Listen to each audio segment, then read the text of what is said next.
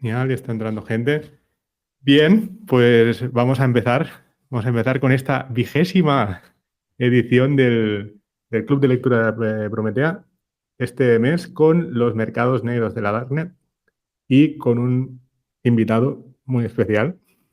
Está el autor del libro con nosotros. Nos estamos acostumbrando a tener siempre el autor del libro con nosotros. Esto es fantástico.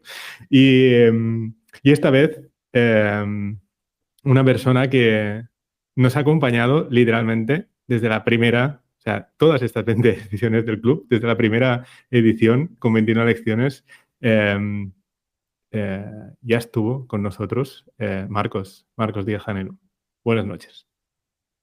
Buenas noches, Entropy. Un verdadero placer estar contigo, bueno, con todos vosotros desde el principio, y doble placer el poder hablar hoy de uno de los libros que he escrito. Sí, porque ya desde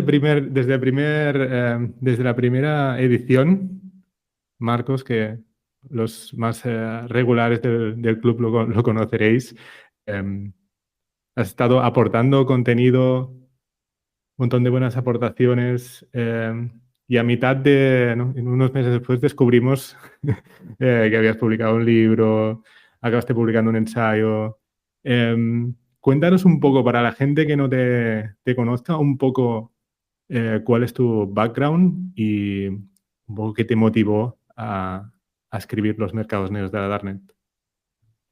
Bueno, soy abogado, un abogado un poco peculiar, ¿sabes? No soy de los que suele llevar traje y corbata, trato de evitarlo en la medida de lo posible. Que desde que acabé la carrera lo tuve muy claro. ¿Sabes? Lo mío era el derecho de Internet. Es algo que en todo el ámbito de Internet soy completamente autodidacta. Bueno, tengo algún cursillo, alguna cosa, pero bueno, no aprendí por mi cuenta. ¿Y por qué escribí este libro?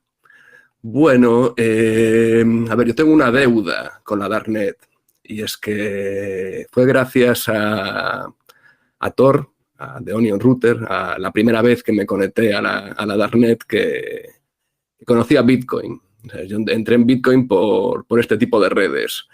De todas estas redes, ¿por qué entré? Por curiosidad innata, digamos.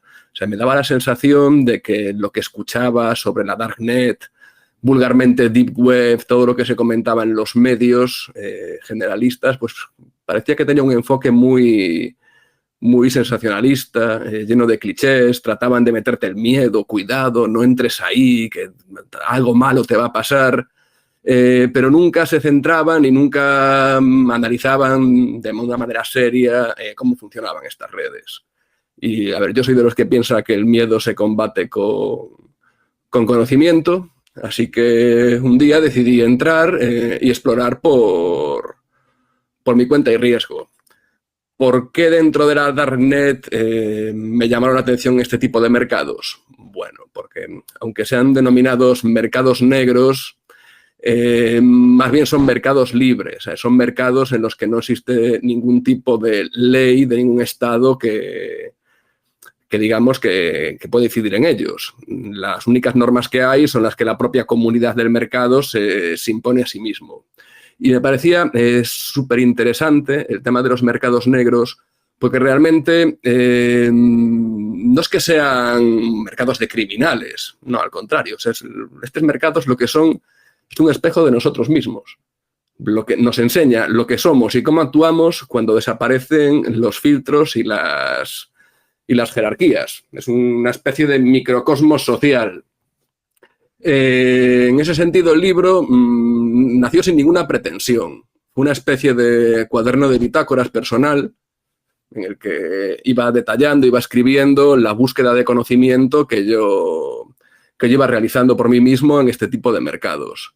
En la primera versión la tuve que autocensurarla porque tenía la apariencia de un manual práctico de cómo operar en estos mercados, que no era la intención. Entonces tuve que eliminar algún tipo de dato, y en la segunda versión de este libro cometí el error de no publicarlo bajo seudónimo.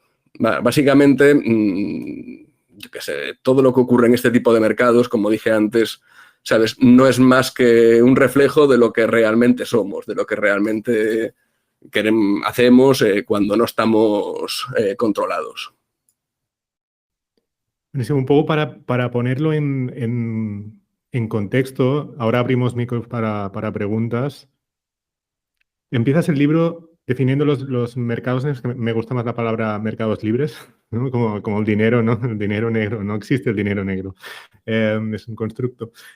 Pues igual, empiezas definiendo los mercados negros y vemos que hay como un punto de inflexión que es con la aparición de Bitcoin, ¿no? Hay los mercados negros de primera generación, digamos, y luego vemos aparecer Bitcoin y como esto dinamita todo y aparecen los mercados de segunda generación y se ve el poder de tener una moneda nativa de Internet, las dificultades que había antes para establecer este sistema de pagos entre vendedores, compradores, el mercado negro que tenía sus propios sistemas para facilitar estos pagos y vemos cómo Bitcoin cambia todo eso. ¿Tú ya tenías un poco contacto durante los mercados de primera generación o descubriste este mundo ya con la existencia de Bitcoin? A ver, ya tenía contacto desde antes de los mercados de primera generación. Bueno, antes de nada, lo de primera, segunda y tercera generación es una clasificación creada por mí mismo a efectos de organizar mentalmente yo los conceptos y de poder exponerlos en el libro. No es nada académico, digamos. Mi vinculación viene ya de los precursores de este tipo de mercados en el IRC. Yo soy de los que andaban en el IRC cuando pensábamos inocentemente que aquello era unos chats libres, aunque después estaba súper controlado por los IRCops y los administradores de los servidores. Pero bueno, ya desde aquellas ya no tenía cierta relación. A mí el IRC me encantaba, ahí podías ver canales de todo tipo. Bueno, sobre todo al principio el IRC era un mundo, era un salvaje oeste. Después todo eso ya se fue regulando y fue cuando salieron lo que eran estos mercados negros de primera generación. El caso más curioso desde mi punto de vista, que lo menciono en el libro, es el del farm market. Es que ahí, digamos que ese mercado farm market me recuerda muchísimo por la estructura, por cómo estaría organizado, con los mercados libres que se mencionan en una posada para caminantes. Claro, farm market, el principal problema que había, no había Bitcoin de aquellas aún, eran los medios de pago. ¿Cómo solventaban esa dificultad? Pues bueno, por transferencias bancarias por determinadas jurisdicciones, MoneyGram, PaySafeCard, PayPal, tarjetas anónimas, envío de efectivo por correo. Vamos, había, digamos que toda una serie de métodos de pago para tratar de solventar ese problema, el problema de los pagos. No existía Bitcoin. Claro, y es muy curioso que ya en ese, digamos, mercado, en esos mercados de primera generación, ya se empezaban a implementar algunos precursores de Bitcoin, como eGold o DigiCash. Es decir, como que casi que la evolución de este tipo de mercados libres y de los pagos electrónicos sin permiso, descentralizados, iban como de la mano.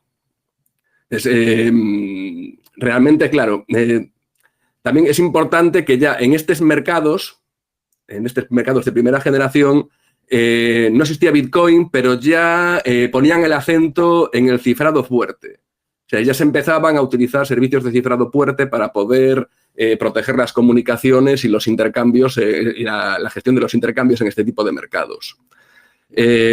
Cuando vino Bitcoin, reventó todo esto. O sea, Bitcoin, digamos que no es una ruptura realmente, sino que es como una culminación natural, del proceso natural de una línea evolutiva que venía ya gestándose de unos años antes.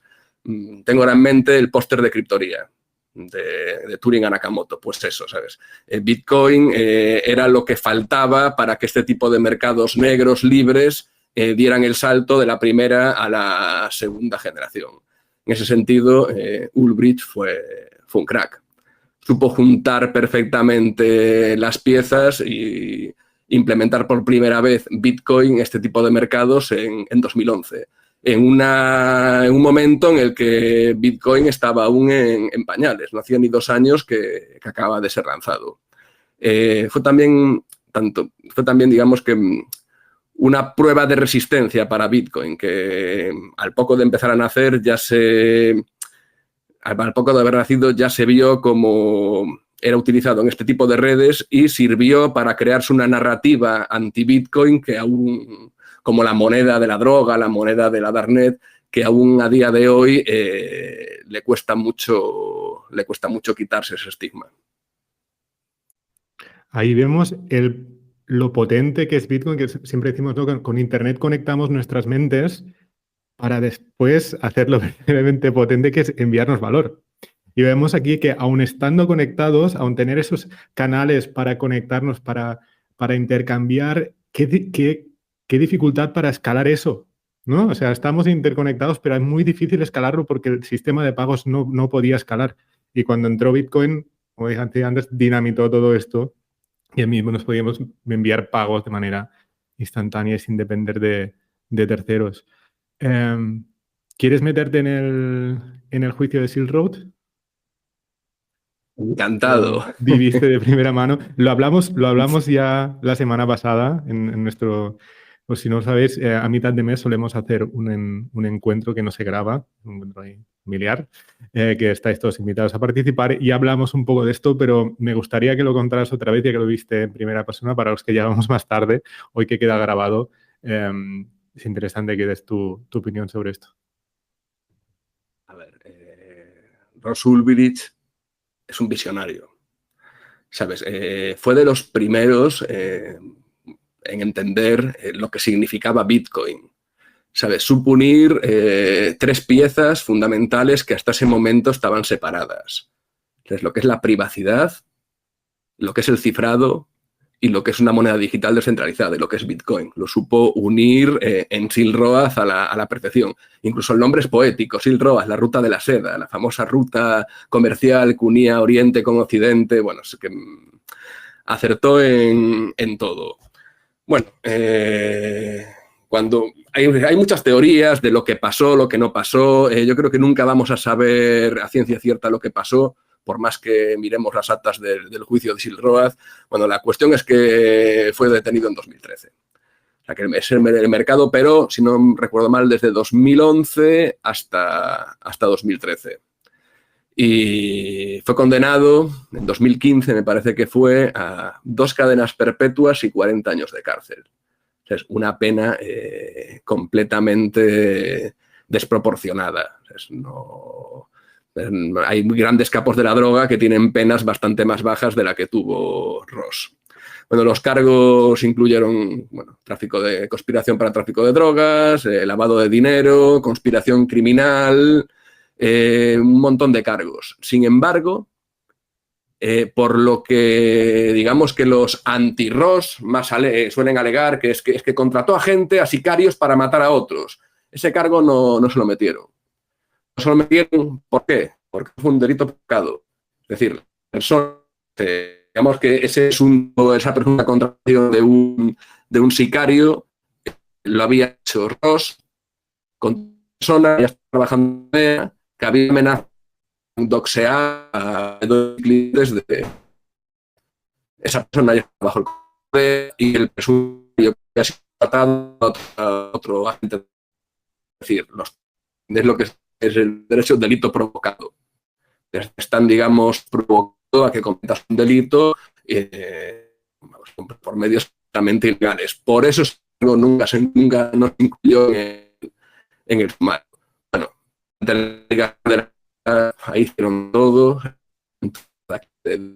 tropelía, pruebas de forma ilícita, se ocultó información en el proceso. 2 de los agentes que participaron acabaron posteriormente condenados a prisión por robar bitcoins y manipular pruebas. Obviamente con unas penas mucho más modestas y mucho más amigables que las de Ross. ¿Cómo vivía el caso? Bueno, con una mezcla de fascinación e indignación. Fascinación porque fue el primer gran experimento de un mercado libre, y la indignación por cómo terminó. O sea, la soberbia de la jueza, que era una jueza de estas que ya estaba enfadada por lo que tenía que pensar por tener que pensar y trabajar tanto para un caso como el de Sil Road. También fastidiado por las cloacas del Estado, que eso fue un ejemplo de cuando el Estado quiere ir a por alguien, es capaz de hacer cualquier tipo de cosa para hundirlo a esa persona, y por la forma en la que los medios de comunicación lo retrataron. Es como decía antes, la mayoría de los medios se centraban en la supuesta contradicción de un sicario. O sea, es algo que al final ni se le pudo juzgar por eso. Y lo más importante, o sea, lo que más llama la atención es que no hay ninguna persona física, ninguno de los vendedores o de los compradores de ese mercado se querelló contra Ross, ni tuvo ningún tipo de queja contra él. Es decir, estamos metiendo a un chaval 2 cadenas perpetuas de 40 años de cárcel por algo que las personas que participaban ahí, ninguna de ellas estaba descontenta, al contrario, estaban todos contentísimos, unos niveles de satisfacción en el mercado tremendos.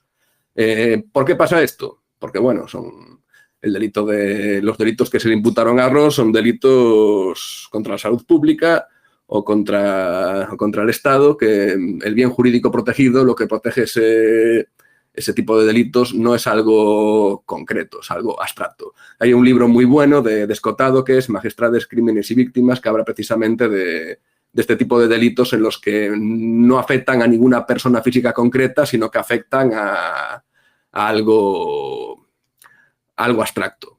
Y encima, también, lo curioso de este juicio es que nunca nos paramos a pensar en el bien que hizo Ross.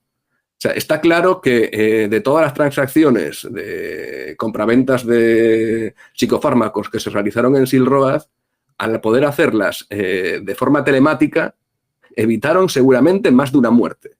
Más de una muerte del comprador que va a comprar psicofármacos y el vendedor no lleva nada y quiere quitarle el dinero. O al contrario, aquel vendedor que va a vender psicofármacos llega con los psicofármacos y el comprador no tiene nada y le quita el dinero. Seguramente más de un asesinato o más de una agresión se evitó.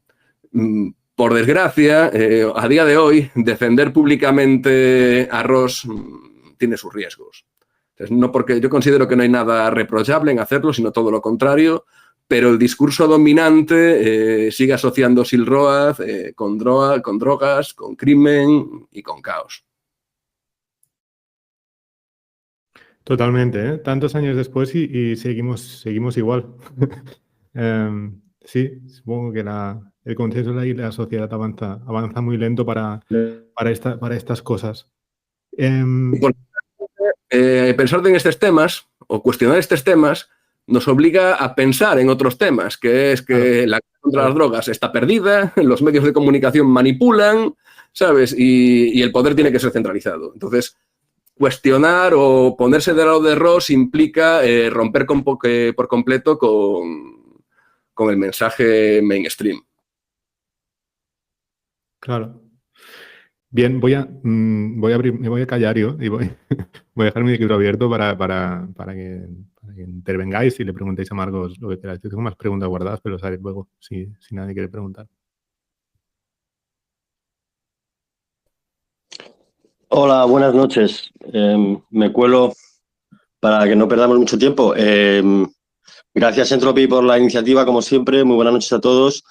Me está encantando las matizaciones que don Marcos está haciendo. Me gusta mucho la precisión en el lenguaje, porque bueno, el lenguaje es muy ambiguo.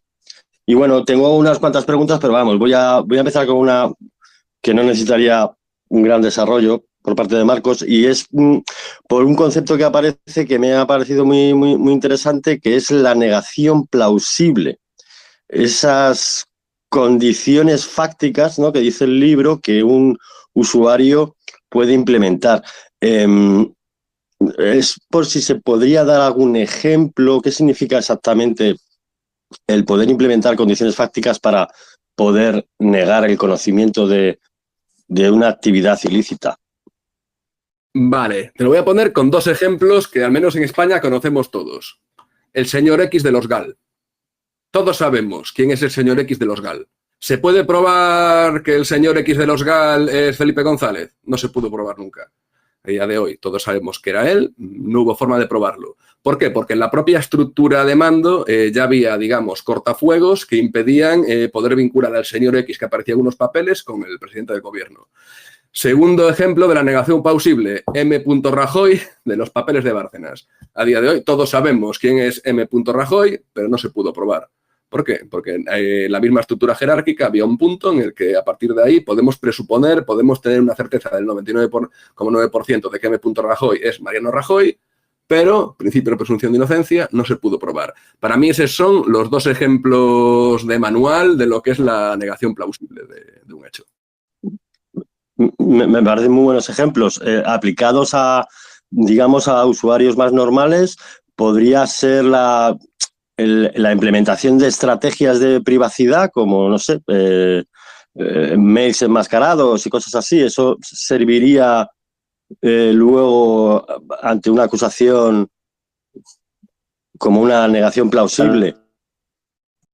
Efectivamente, tal cual. Digamos que lo que conseguimos gracias a la criptografía fuerte es que esas herramientas de negación plausible que hasta ahora solo tenían grandes líderes políticos se democraticen a todo el mundo. Entonces, ahora cualquier persona que maneja un cifrado P2P, clave pública, clave privada, que se relaciona con terceros a través de su clave pública, si mantiene una higiene en cuanto a la custodia de las claves y sabe utilizarlas bien, podrán existir muchísimos indicios de que esa persona es la titular, digamos, de esa clave pública, pero no se podría probar.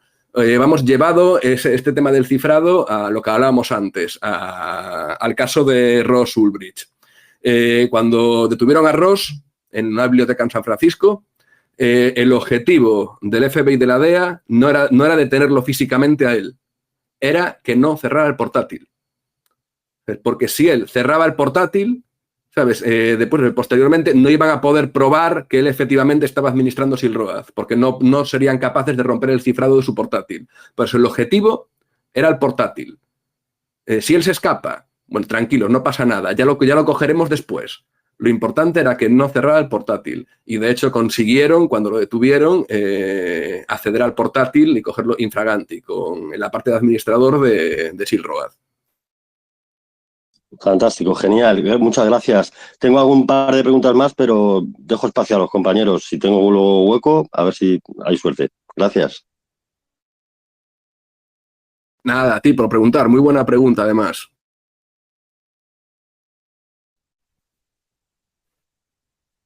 Vale, a ver, Leinart, si quieres volver a hacer la pregunta, no sé, parece que es un problema general. Si quieres volver a hacer la pregunta, a ver si es... Vale.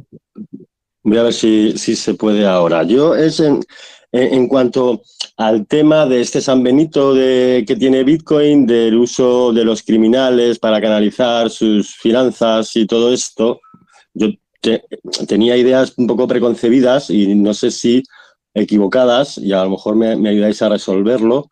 Claro, en el libro, o sea, yo siempre he pensado que Bitcoin no me parece el sistema más idóneo pues para los criminales, para usarlo para eso, para canalizar sus economías, para blanquear dinero, debido pues a eso, a la transparencia, a la trazabilidad. Ha sido la idea que yo tenía en el libro. No sé por qué está cayendo hoy. Bueno, se nos ha ido Leinart, que estaba preguntando. Sí, estaba preguntando sobre la idoneidad de Bitcoin para ser utilizado como la moneda de criminales. Sí, a ver, yo creo que ahí la falacia de que Bitcoin es la moneda de los criminales, que ya está más que... Bueno, en teoría está más que superada, en la práctica se sigue utilizando. Lo de Bitcoin, la moneda para comprar droga, la moneda tal... sí, efectivamente, Bitcoin no es el activo más idóneo para manejar fondos ilícitos. Una cosa que me ha resultado curiosa y me la he guardado aquí para preguntártela es que las estadísticas que pones en el libro de tanto retiradas como envíos de criptomonedas hacia black markets, me sorprende la cantidad que hay desde exchanges convencionales. O sea, las retiradas de criptomonedas a un exchange convencional es de un 42% en el momento de escribir el libro, ¿eh? Y los envíos hay un poco menos, pero es un 31%. Ahí, en los envíos sí que ganan los exchanges descentralizados, pero las retiradas me sorprendió. Y no sé si esto es porque antes, o sea, no estaba tan controlado el tema y tal, porque ahora es como saltarían 1000 alarmas, ¿sabes? Y ahí era como el volumen que se movía en exchanges convencionales era muy alto. Y me resultó curioso este dato y te lo quería preguntar. ¿Será eso por eso? ¿Porque antes la gente no estaba tan encima? ¿O por qué? ¿No te resultó curioso eso? A ver, realmente ahora cambió bastante. En el último año cambió, con lo de la Travel Rule cambió bastante todo el tema de los exchanges convencionales. Sin embargo, a día de hoy, la mayoría de las estafas que estoy llevando, los fondos salen a través de exchanges convencionales. Entonces, no es algo, a pesar de todas las obligaciones ahora de identificar carteras, de marcar que una cartera es tuya a la hora de retirar, todas esas medidas que están poniendo, en temas de estafa siguen siendo principalmente, siguen saliendo los fondos a través de exchanges convencionales. Eso sí, cuentas de muleros. Pero sí, realmente a mí tampoco no me sorprendió mucho, la verdad. No me sorprendió mucho. De hecho, tenemos que darnos cuenta también que en los black markets los vendedores al final serán muy, digamos, muy buenos a la hora de proporcionar o intermediar en el tráfico de psicofármacos, pero muchos de ellos tampoco tienen conocimientos técnicos tan altos como para saber implementar digamos, algunas otras, o como para saber usar mezcladores, carteras, protocolos de ofuscación, van un poco a lo fácil. Se sienten ya bastante protegidos con la privacidad de Tor. O sea, es como para tener que comerse mucho la cabeza de por dónde quitar los fondos. Hostia, me habría pensado que no era así. Vaya, sí. No, a ver, si date cuenta que al final muchos de ellos son eso, son vendedores al por menor, que ya tienen un nivel técnico superior al vendedor de la calle, pero tampoco son grandes grupos criminales. Me refiero a los vendedores. Otra cosa es los administradores de esos mercados, cómo hagan ellos con los fondos que se llevan por las comisiones. Seguramente los administradores de los mercados ya utilicen métodos más sofisticados. Pero es muy curioso cómo en las estafas, muchas veces, con las estafas también al final es ingeniería social, tampoco tienes por qué tener un dominio técnico muy alto, pero me tiene pasado de que los fondos estafados salen de Binance, se mueven por 5, 6, 7 direcciones distintas y vuelven a otra cuenta de Binance distinta, ¿sabes? Que al final sale de Binance pero vuelve para Binance, o sale de Crypto.com y entra en Coinbase o cosas. Normalmente son los exchanges, además los más top. Hay de todo, pero sí, es así. Leinat, antes de que se cayera esto, estamos hablando de la idoneidad de Bitcoin como sistema de pago para este tipo de mercados donde se comercia con cosas ilegales. Y bueno, habíamos repescado tu pregunta y acabando de charlar esto. Si quieres volver a entrar o seguir con lo que estás preguntando. Sí, no, muchas gracias. Sí, es que efectivamente creo que se ha respondido hasta donde he podido escuchar, que más o menos, efectivamente, pues sí que Bitcoin o estos mercados negros pues pueden, a través de estos servicios, estos CAS que se mencionan en el libro, ¿verdad? Crimen as a Service, estos agentes especializados, se podría usar, pero a lo que yo voy es que como Darknet, en el libro el contexto es mucho acerca del ciberespacio, pero vamos, que como muy bien dice Marcos, son mercados libres y esos han existido toda la vida en el mundo físico y existirán. Y por lo tanto estos mercados Darknet de Internet, de ciberespacio, tampoco es que creo que mejoren mucho la situación. Es un juego de ratón y el gato, dado esos ciclos de vida, ¿no?, que tienen estos mercados negros que duran lo que duran, porque, bueno, pues eso, está la poli detrás, lo quitas, abres otro.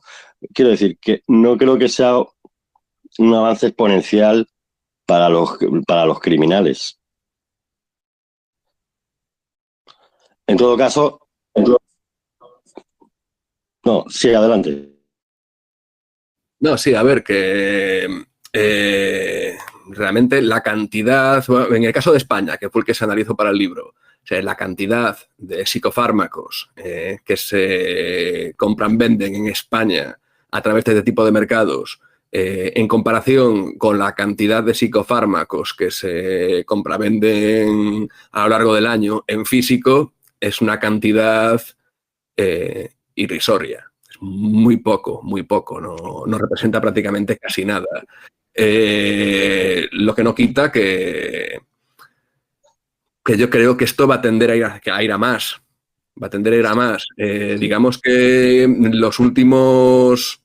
Hacia el final del libro ya hablaba que al final, si hay demanda, o sea, si hay demanda, que demanda la hay, demanda de psicofármacos la hay, demanda de todos los bienes y servicios que se venden en estos mercados, es porque tienen demanda.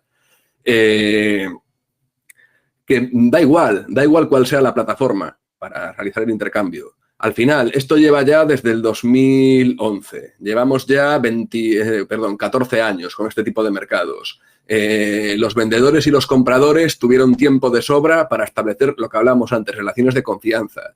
Muchos de ellos ya se conocen a través de las claves públicas. O sea, entonces, siempre van a buscar una plataforma. O sea, un comprador y un vendedor que llevan 10 años operando juntos, que les da igual, ya seguramente ya no necesiten ninguna plataforma. Lo puedan hacer a través de mensajes cifrados publicados en Instagram, en los posts de Instagram, con esteganografía, en las imágenes que suben. Hay 20.000 formas en el que comprador y vendedor, que saben cada uno que confía en el otro, que puedan intercambiar la información para concretar una venta. O sea, y esa parte, la de la capacidad que tienen las personas de intercambiar información, intercambiar valor, con independencia del medio, del soporte, del lienzo en el que lo hagan, va a ir a más.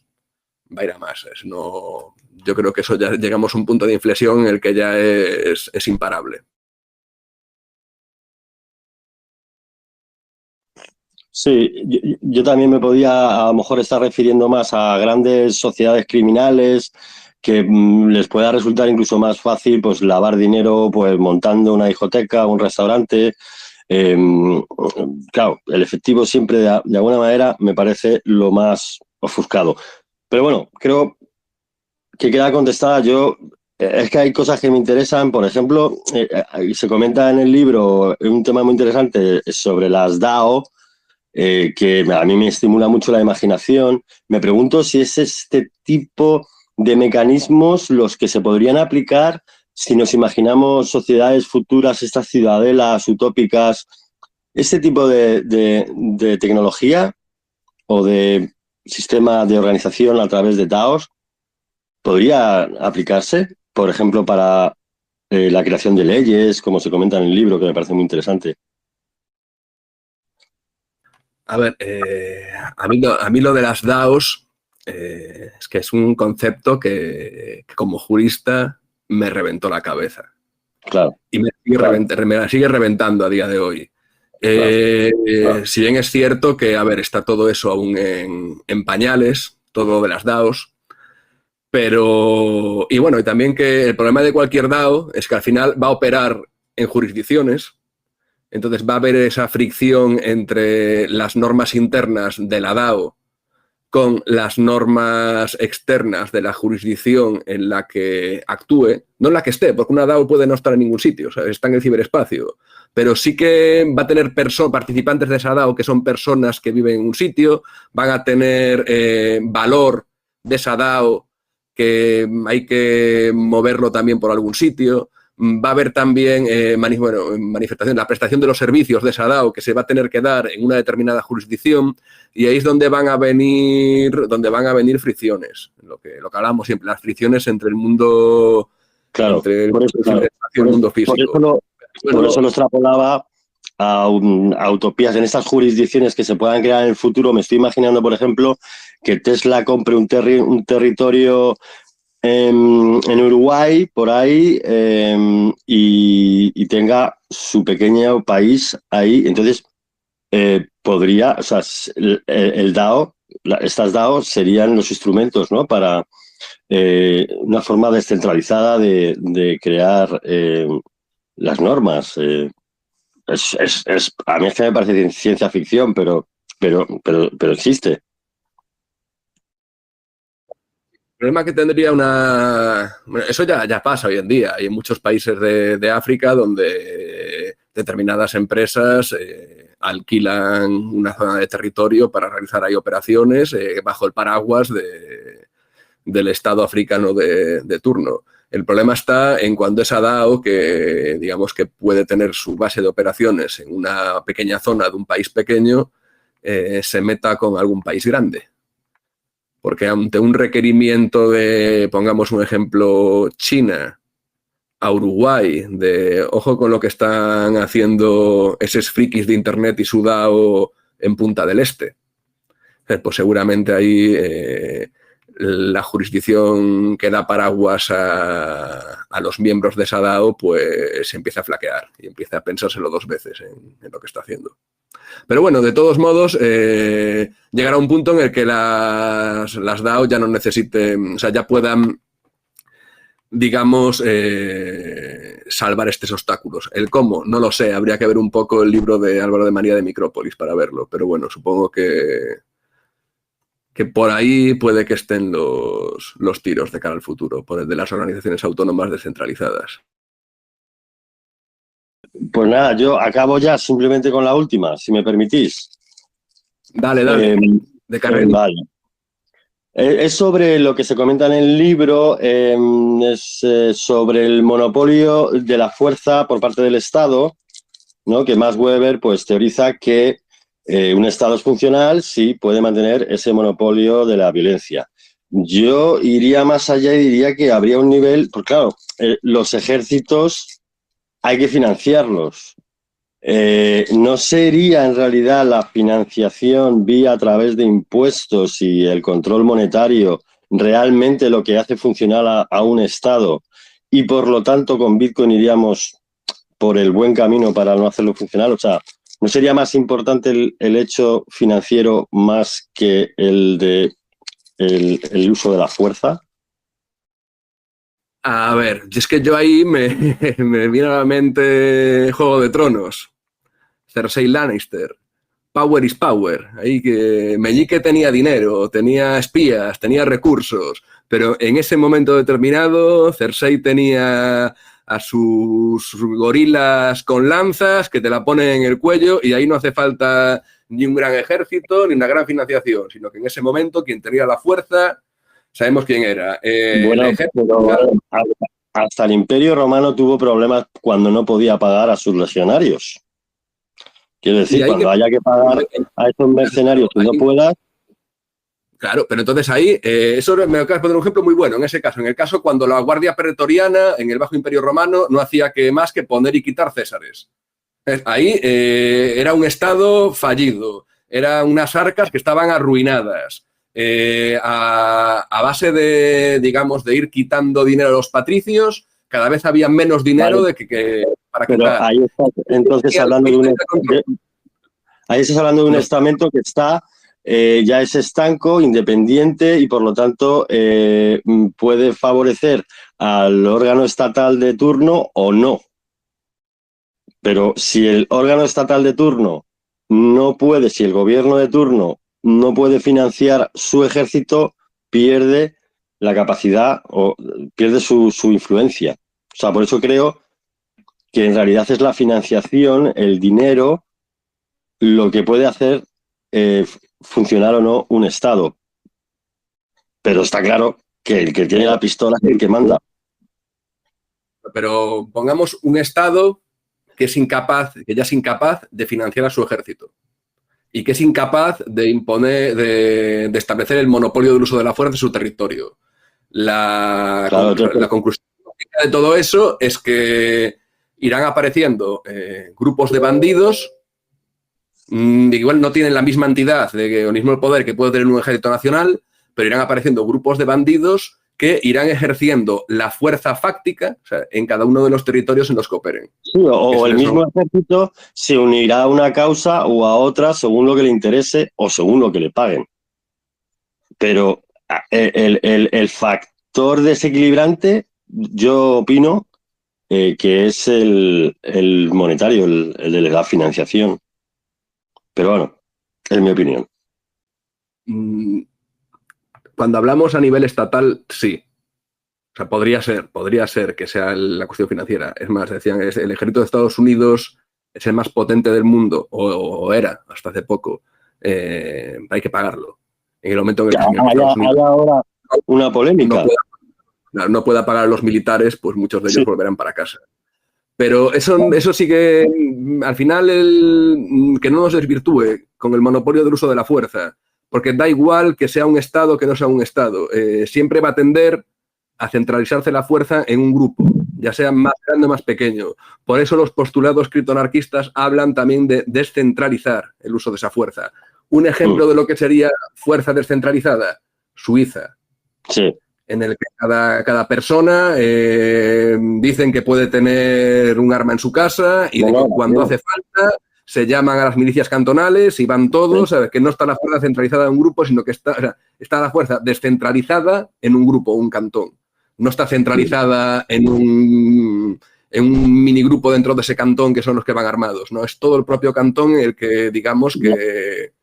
Y la propia segunda enmienda americana de la tenencia de armas, que aunque ha perdido su esencia, que se refería a esto de las milicias, ya no está conectado con eso, pero básicamente es desligar ese monopolio de la violencia de las manos del Estado y que sean todos los ciudadanos los que se pueden defender. Pero, de nuevo, es que las armas, la movilización, la guerra es carísima. Es carísima. O sea, y todos los grandes, hasta Napoleón, pues tuvo problemones gordísimos de suministro, Rusia fue un desastre, y al final es el dinero lo que subyace siempre ahí. Y por eso Bitcoin creo que es la punta de lanza, siendo siempre, como yo soy, idealista. Yo creo que más que el dinero, es el dinero fiat el que favorece la... De acuerdo en eso. Hay, de hecho, un eslogan muy bonito que ronda últimamente, es Make War Unaffordable, refiriéndose a Bitcoin. Y claro, esa es la cuestión, que Bitcoin, de alguna manera, al ser un dinero duro, sus incentivos están más orientados al comercio que a la guerra. Y siempre tendrá más poder de financiación que el dinero blando, digamos, el dinero enfermo del fiat. Total. Soy un poco Sí, pero es bonito. Sí, ya vimos en algunos clubes de lectura aquí cómo los bancos centrales básicamente salieron para financiar guerras, y lo que pasa es que todo el mundo use Bitcoin y que todo el mundo lo autocustodie y que todo ese valor se vaya afuera y que los estados no puedan imprimir, y todo esto es como muy, muy lejos y como que no va a pasar. Yo creo que es importante que el que quiera hacer que tenga las herramientas a mano para hacerlo, pero esto a gran escala es complicado que pase.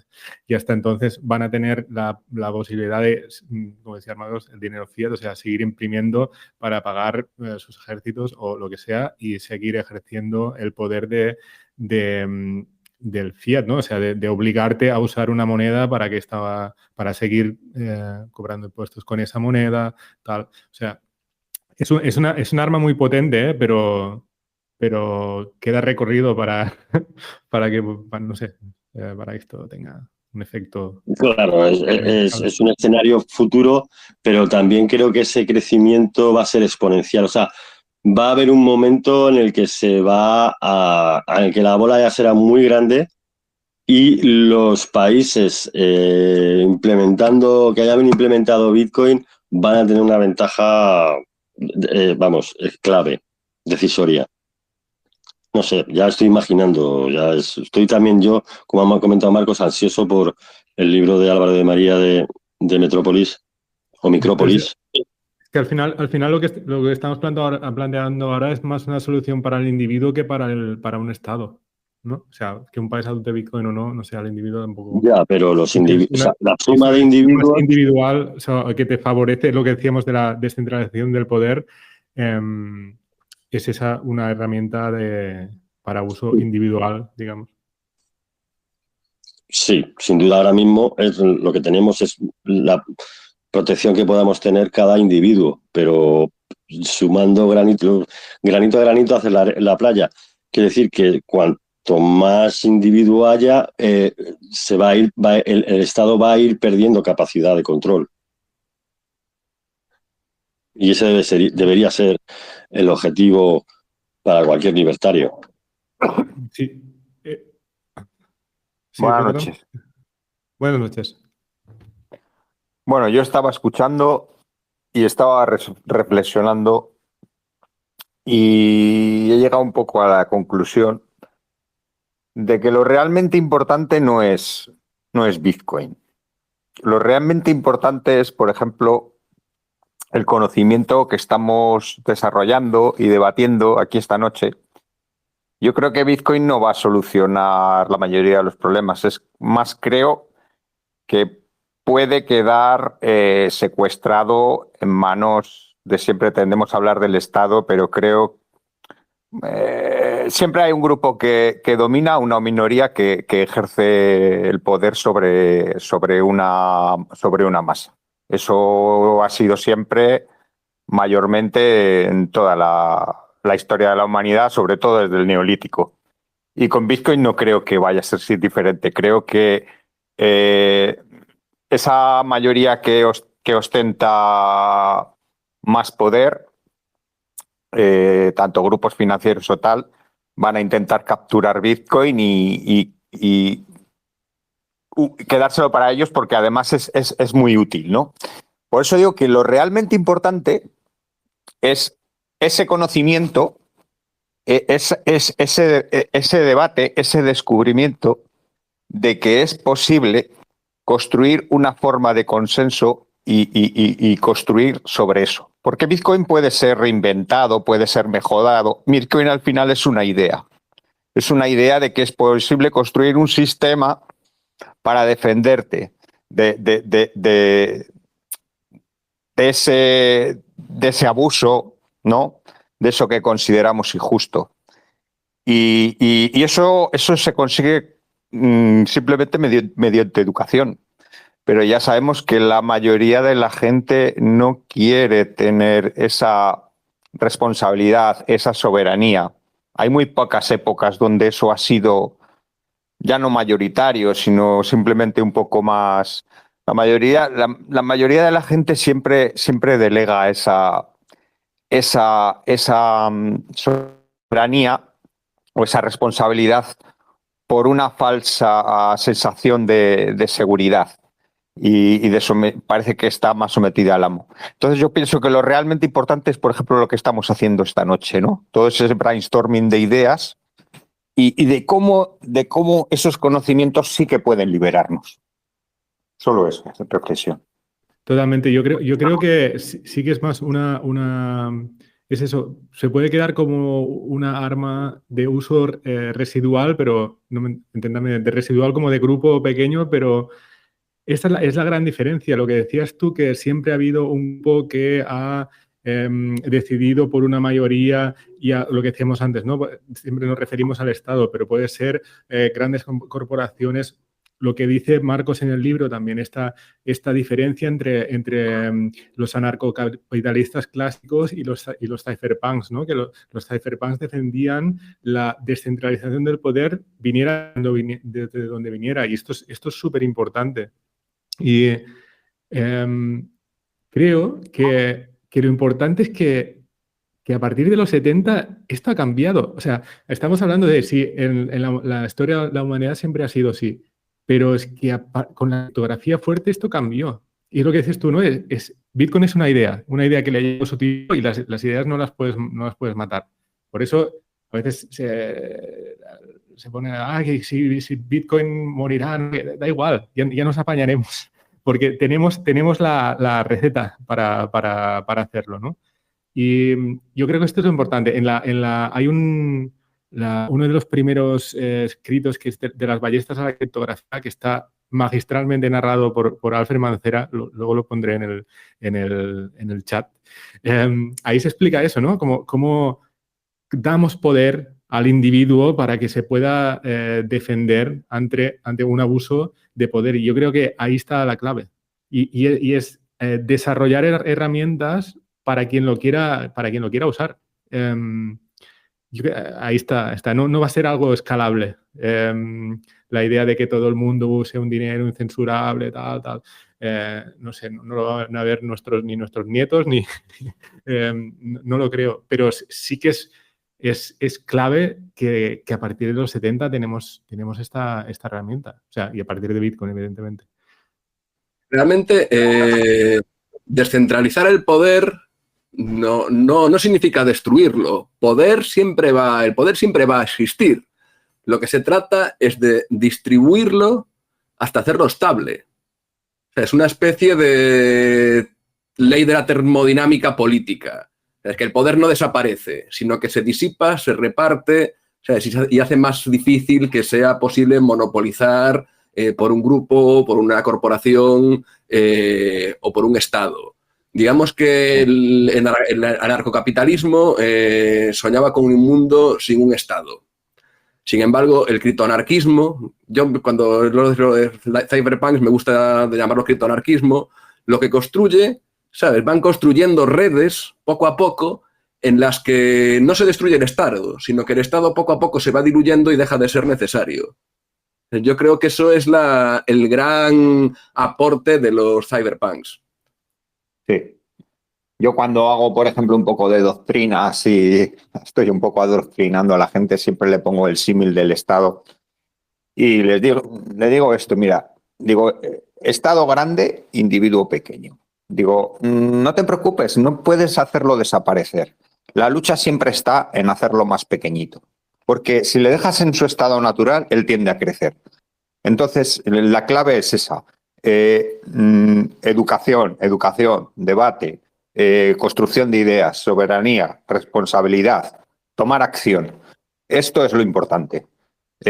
Todo lo demás se puede reconstruir, se puede repensar, pero esta es la clave, ¿no? El ser partícipes del sistema. Si no hacemos nosotros, si no participamos, otros nos escriben las reglas.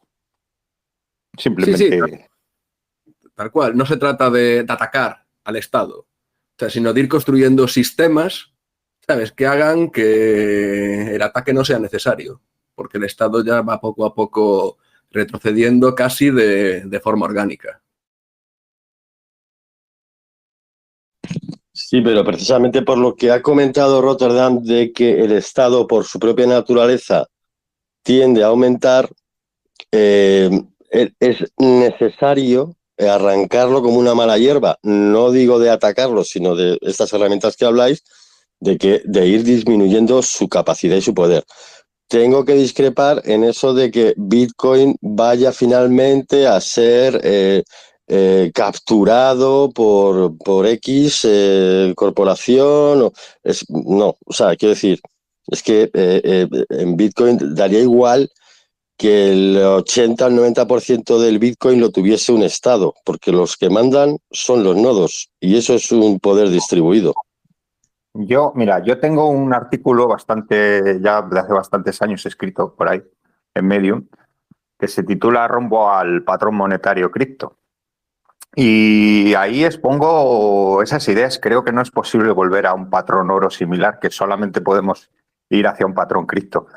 Pero también creo que sí, que todo se regirá, o sea, que básicamente la moneda de reserva mundial será Bitcoin o lo que sea, o Bitcoin 2.0, pero la mayoría de la gente no lo va a usar directamente. O sea, usarán algún tipo de IOUs o tal, pero el Bitcoin en sí será capturado, igual que el oro ha sido capturado, porque siempre va a haber un grupo de gente que dicta sobre otros, ¿no? Es algo, eso exigiría una maduración de la naturaleza humana que no creo que la vayamos a ver en varios Lo que siglos, por lo puede, menos, ¿eh? lo que puede llegar a haber son muchos grupos que va a ser muy difícil que haya un grupo hegemónico que domine sobre los demás. Bueno, Sí, una pero hipótesis. aunque vayamos hacia un patrón monetario basado en Bitcoin, que yo creo que vamos hacia eso, eso no impide pues yo qué sé, las élites o como lo quieras llamar, lo capturen, porque básicamente todo ese Bitcoin que entra ahí no va a salir nunca más. No va a salir de esas manos. Es que no lo ¿A van qué a te vender. refieres con capturar? ¿Que acaparen Pues el que lo Bitcoin? compran, que lo compran. Todo lo que compren no lo van a soltar. Pero en un escenario hipotético futuro en el que Bitcoin sea el patrón, donde la gente cobra en Bitcoin y vive Sí, con Bitcoin, no pero no, puedes no, agachar. pero van a Bitcoin usar fluirá, aunque sea... derivados. ¿Perdón? Van a usar derivados. Sí, vale, me parece derivados. Pues sí, o sea, se usará capa 2 o capa 3 o No, las no, capas que no, hagan falta, derivados. Derivados. pero el funcionamiento el de la blockchain seguirá siendo el mismo, a no ser que aumenten que en teoría ya eso no será Bitcoin. Si seguimos hablando de Bitcoin, Bitcoin en ese Sí. sentido yo creo que es casi inmutable. ¿En Vamos, qué sentido quieres decir que es inmutable? No pues entendiendo bien. que su diseño, tal y como está diseñado, para mí es cuasi perfecto y todas las innovaciones que quieras hacer de liquidez para que todo el mundo lo use, pues ya utilizarías capas 2, 3, Derivados. pero que la blockchain o derivados o que la gente, o sea, el patrón sería Bitcoin y evidentemente no se utilizaría Eso es. como moneda contable, pero sería un derivado de Bitcoin, sería la reserva de valor y no Eso es. necesariamente tendría que estar acaparado por grande, que en alguna medida puede que lo sea. De hecho, gran parte de la humanidad pues utilizará estructuras organizadas que le distribuyan esa liquidez. Mira, la mayoría de la gente no va a Pero tener ¿cómo? acceso a comprar porque creo que Ajá. el precio va a hacer que se les Pero escape ya, para la mayoría es de la que gente. no va a consistir en comprar, porque es que tú vas a cobrar en Bitcoin. A mí nadie me va a tener que comprar mi Bitcoin. Mi Bitcoin va a ser Sí, mío pero ya para siempre. Sí, pero el control que van a tener sobre las rampas de entrada y salida va a ser muy fuerte. Y es Ese precisamente sería si estás viendo, y yo soy el más o sea, yo soy el más maximalista del mundo. pero es que Simplemente eso no te tiene expongo. sentido en un escenario en el que Bitcoin sea el patrón. Eso tiene sentido ahora, en el que el on-ramp es más complejo. Necesitas aprender y necesitas utilizar mecanismos, pero en un escenario en el que ya hablamos de que es que se implementa como patrón, en el que un Bitcoin vale un Bitcoin y que se utiliza para la economía, Sí. no hay una cuestión de dificultad de on-ramp, es que el tendero cobrará sus productos, sus servicios, todo el mundo cobrará en Bitcoin. No, yo creo que básicamente lo que la gente usará serán tecnologías que permitirán pagar todos, que por detrás tendrán una serie de colaterales que irán sobre otros colaterales, que irán sobre otros colaterales, que al final ese Bitcoin estará quieto en unas reservas y que lo único que habrá será contratos y cosas que permitan liquidar diferencias, pero a muy alto nivel. ¿Me entiendes? Y que las reservas de un país, si existen en los países o si siguen existiendo, porque yo no lo tengo claro de que no sé cómo será, ahí no llego a entender. En este caso, nosotros podemos pensar que en un futuro seremos tesoreras. Quiero decir que en mi Bitcoin, o un gran porcentaje de mi Bitcoin, a mí nadie me lo va a quitar. No, nadie me lo va a comprar. Bueno, depende. Depende de Pero qué. es que O sea, quiero Depende. decir, Mira, por ejemplo, ahora en este ciclo, yo lo que creo que estamos viendo, por ejemplo, que el precio vemos que más o menos está estable, lleva, pues yo diría, un año estable o eh, 4 meses mínimo, un año. Yo creo que está viendo leía un artículo esta mañana, básicamente grandes OGs de tiempos antiguos están convirtiendo parte que es básicamente lo que están absorbiendo muchos ETFs. O sea, quiero decir que al final el Bitcoin es escaso, pero que el tiempo de uno es más escaso todavía, ¿sabes? Y al final ese Bitcoin que llega a esos fondos, a esas reservas, a esos tal, no va a salir de ahí.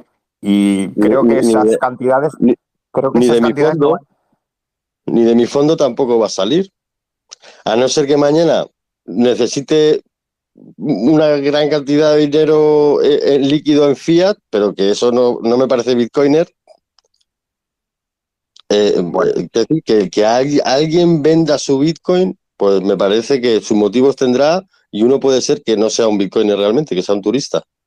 No tiene por qué venderlo, puede ignorarlo, pero al final si lo ignora, también, digamos, mucho va a caer en las manos de ese sistema. No sé, yo creo que, o sea, es una opinión, ¿no? Por supuesto, yo no tengo la bola de cristal. Era una reflexión que quería hacer.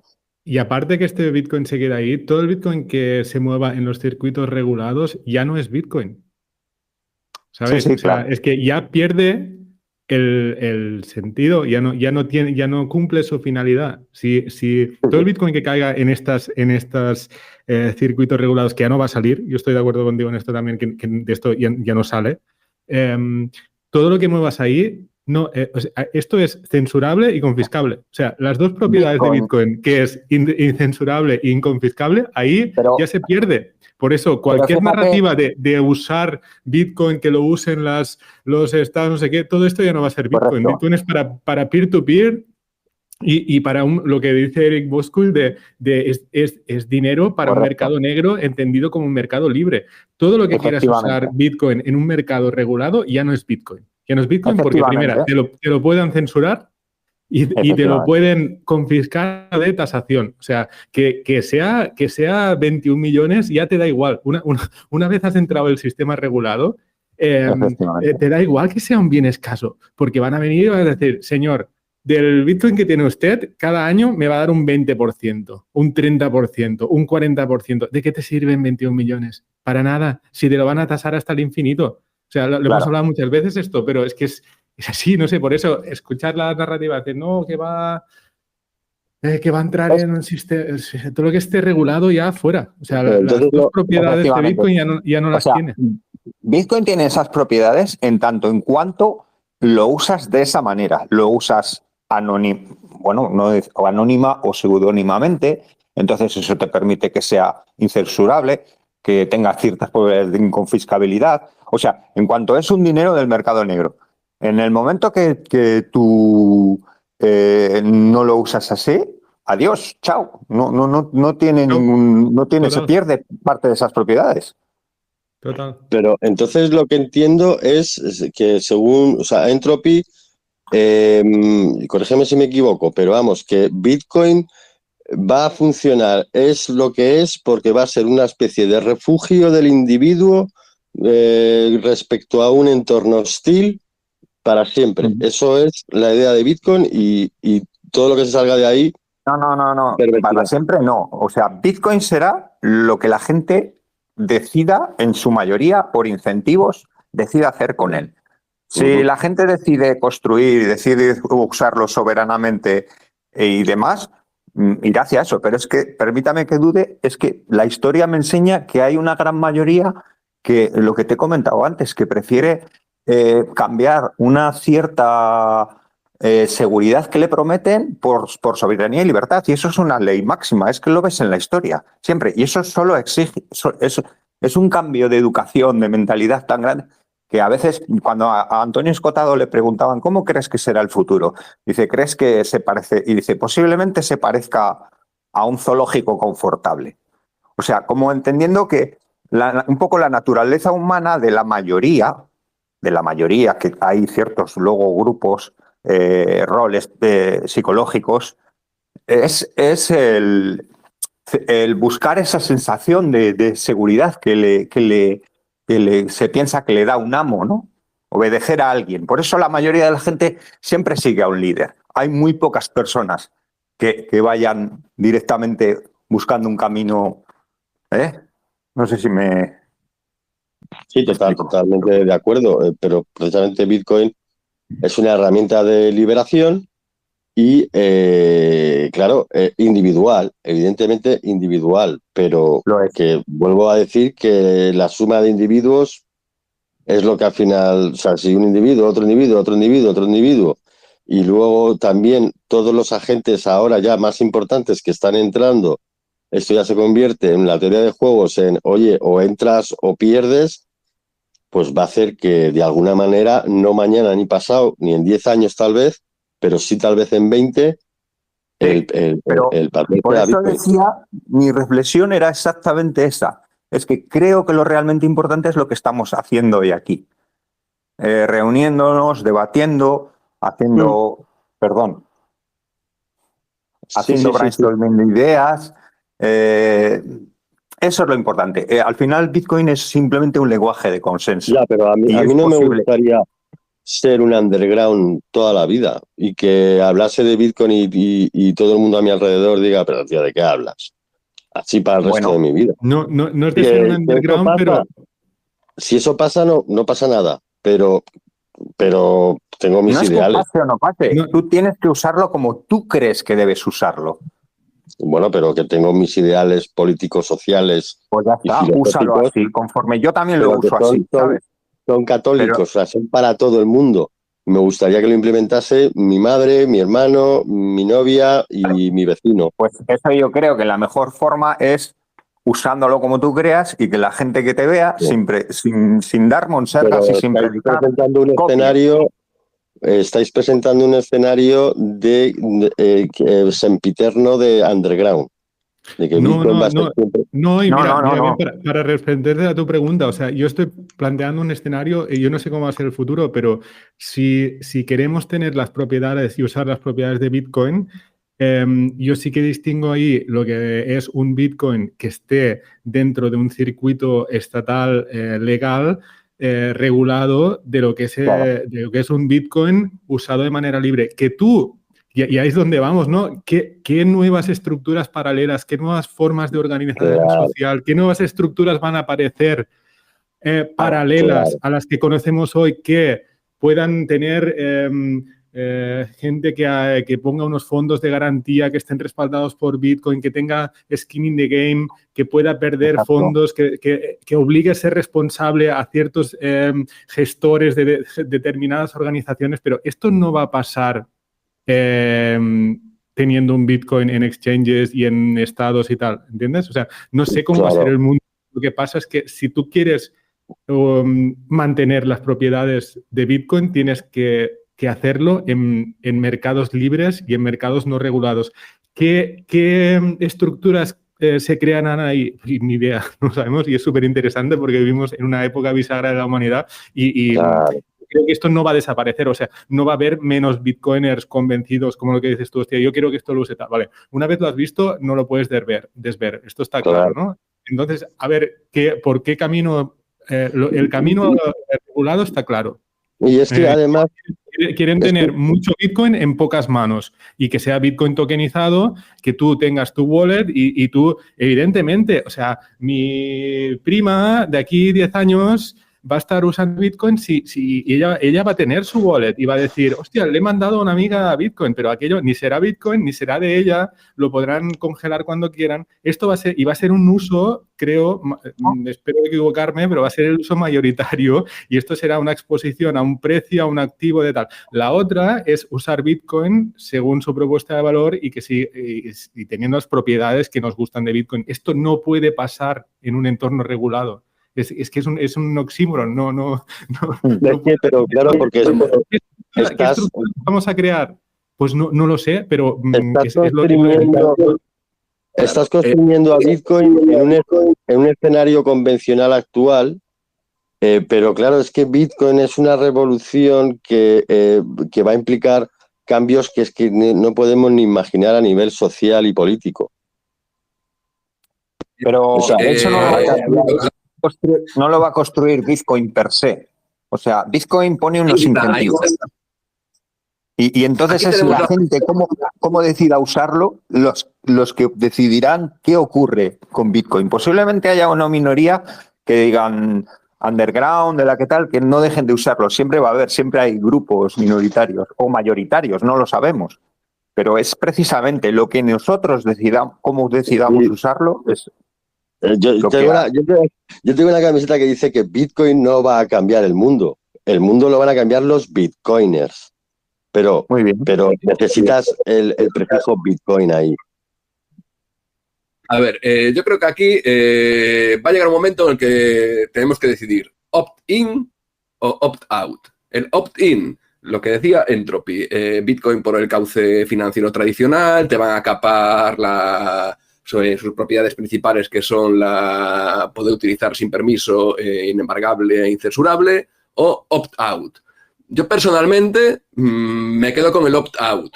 Yo creo que muchos de los que estamos en este grupo ya tenemos la cabeza, estaremos opt-out ya de todo o no, pero tenemos la cabeza puesta en el opt-out. ¿Qué se trata ahora? De una vez que decidamos salir, ¿qué va a pasar? ¿Qué va a hacer? ¿Qué vamos a hacer? Ahí es donde estamos hablando de mercados libres, donde estamos hablando de DAOs, donde estamos hablando de crear nuevas instituciones. Ese es mi camino, el que a mí me gusta, donde creo que Bitcoin ahí sí que va a desplegar todo su potencial. ¿Llegaremos a eso? Se está intentando, se está haciendo, ya lleva años haciéndose y poco a poco parece que, como decía, que me encanta la frase de Lunaticoin con Paul Rosenberg, que ya hemos ganado, que ya ya hemos conquistado unas determinadas trincheras donde va a ser muy difícil quitarnos. ¿Pero qué es lo que va a pasar? Pues yo creo también lo que dice Entropy, que al final habrá un porcentaje amplio de la población que utilizará el Bitcoin institucional a través de IOUs, de ETFs, de colaterales sobre derivado, bueno, de lo que quieras inventar, que enviarán sus Bitcoin, su sucedáneo de Bitcoin de app a app y dirán, qué bien, ya estoy utilizando Bitcoin. Pero yo creo que lo interesante está en toda la otra parte, en la parte de los que estamos valorando un opt-out y estamos ya debatiendo que, vale, una vez que lo hagamos, qué nos vamos a encontrar, qué tenemos hecho y sobre todo qué es lo que queda por hacer, que es mucho. En el futuro yo creo que no va a haber opción, no va a haber opt-out, porque va a ser Bitcoin. Y perdón por ser tan tajante. Hay que ir viendo a ver qué pasa. En el futuro, claro, en el futuro ideal para mí. Como es caminante no hay camino, se hace camino al andar. Cierto. ¿Y se me oye? Hola. Sí, Guerrilla, se te oye. Hola, buenas. Quería preguntar, pues, vale, no me he leído el libro ni las charlas previas que habéis tenido, pero hasta viendo ahora mismo discutir en torno a ideas y demás, yo siempre suelo sacar un concepto que me gusta mucho, que es el de mercado gris, que es entre medias de el negro y lo legal, ¿no? Y siempre defiendo Bitcoin como una herramienta súper útil para transformar estos mercados grises, blanquearlos cada vez más, ¿no? Y estáis hablando de una manera de diluir el poder, pues es eso, que no puede estar vigilando absolutamente todo, ¿no? Y pues yo que sé, un ejemplo de un mercado gris es RoboSats o vender P2P, una herramientas de este estilo. A ver, no es un mercado negro, ¿no? Estás comerciando una divisa, que si eso es un delito, entonces es también lo que permite Bitcoin como esta herramienta neutral, ¿no? De blanquear ciertos mercados, permitir cosas que antes no se podían hacer sin, pues eso, vender drogas o pedrastia, historias. La clave es que al final puedas hacer lo que quieras, ¿no? Y estamos que parece que hay que llevar Bitcoin a todos los lados y es que no es llevarlo, tiene que llegar, tiene que solucionar las cosas y pues una manera muy útil es esto, ¿no? Mercado grises, que es que pues aquí puedes meter un montón de cosas, ¿no? Por ejemplo, gente que no tiene banco, ¿no? Pues eso es mercado negro o pues no es mercado gris. Es lo que no soluciona la centralización y el control o hasta ya dentro de ella, pues explotarla. Pues cosas como eso, ¿no? Transferencias P2P o pues plataformas como estas, como Firefish de préstamos y que recibes fiat en una transferencia, pues tienes un documento que en teoría lo transforma en legal, pero pues si viene de una empresa que no está regulada, pues no te lo recomienda el Banco de España. Mira, sí, muy bien, Banco de España. La cuestión es si me vas a detener por hacer este préstamo, ¿no? Y no. Entonces, pues creo que es eso, ¿no? Como que Bitcoin ha ayudado a blanquear mercados, ¿no? Eso es un poco la pregunta que quiero hacerle a Marcos, ¿no? Que es un experto y le conocí en la Watchout y le saludé. Me quedé sin el librito. Pero bueno, era la pregunta que quería hacerle, a ver cómo lo ve él, esta idea que yo tengo de llamarlo como un blanqueador o un griseador de mercados negros. A ver, encantado de conocerte en la Watchout. A todos los que os conocí, que la verdad es que me lo pasé en grande. Bueno, lo del mercado gris, eso viene del algoritmo, ¿no? Que divide el mercado blanco, que es todo aquello regulado, controlado por el Estado, por los cauces oficiales, con sus certificados, con sus autorizaciones y con todo eso. El mercado negro, que sería bienes y servicios que son ilícitos. Y después estaría el mercado gris, que es en el que se compran y venden servicios que no son ilícitos per se, pero que se prestan de una forma que tampoco cumple con toda la normativa, digamos, administrativa del Estado. El objeto o sea, si no me equivoco, que tampoco soy muy agorista, si no me equivoco, el algoritmo habla de llevar cada vez más bienes y servicios de los mercados blancos hacia esa zona gris, para de esa forma ir dejando al Estado sin capacidad de control y sin capacidad de tributación sobre todos los bienes de los mercados blancos. Esos mercados grises, desde mi punto de vista, son tal cual los que comentaba Paul Rosenberg en una posada para caminantes. Todo lo que eran médicos, eran informáticos, que prestaban servicios completamente legales, pero fuera de los cauces oficiales. O sea, los médicos que daban tratamientos que igual no estaban autorizados administrativamente para darlos, los informáticos para no pagar impuestos. Yo creo que Bitcoin, es lo que hablábamos un poco antes también con Entropy, cuando me comentaba lo de mercados libres donde se vendan bienes y servicios que no son ilegales. Sí, sería técnicamente, desde un punto de vista agorista, un mercado gris. Bitcoin, yo creo que no, lo que hace es no blanquea bienes y servicios de los mercados negros, pero sí que tiñe de gris o facilita que se puedan teñir de gris ciertos bienes y servicios legítimos, pero que por el punto que sea es muy difícil prestar en el mercado blanco. Ya sea porque el Estado te cruja impuestos, ya sea porque el Estado te cruje a regulaciones, te cruje a autorizaciones, te cruje a un montón de condicionantes para que puedas prestar ese servicio en el mercado blanco.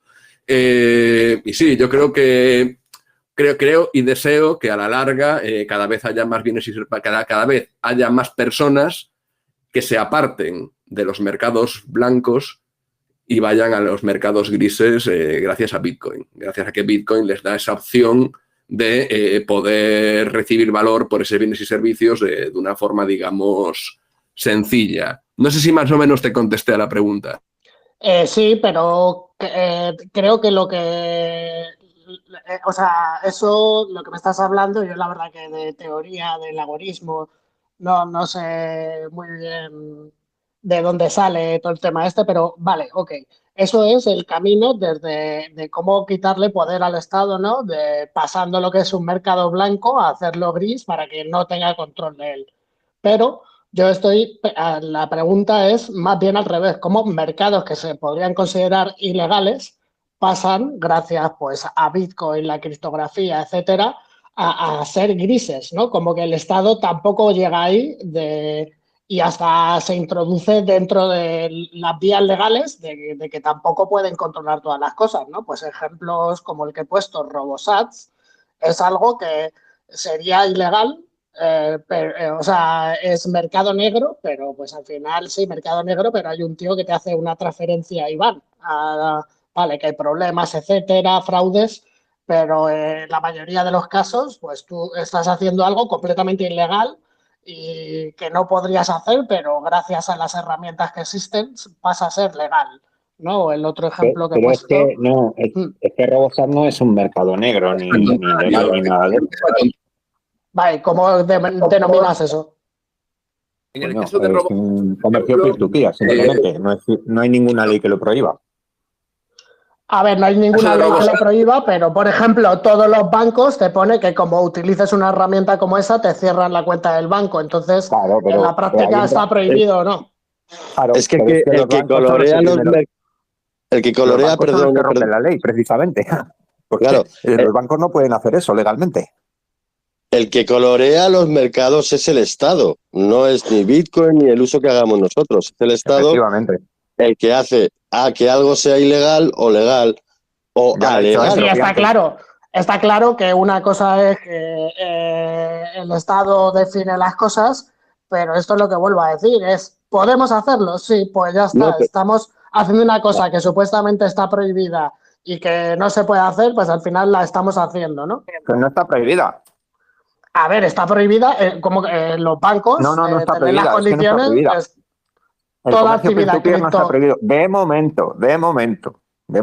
Que sí, tener las condiciones de uso de servicio de Revolut y es comerciar P2P significa que te cierra la cuenta.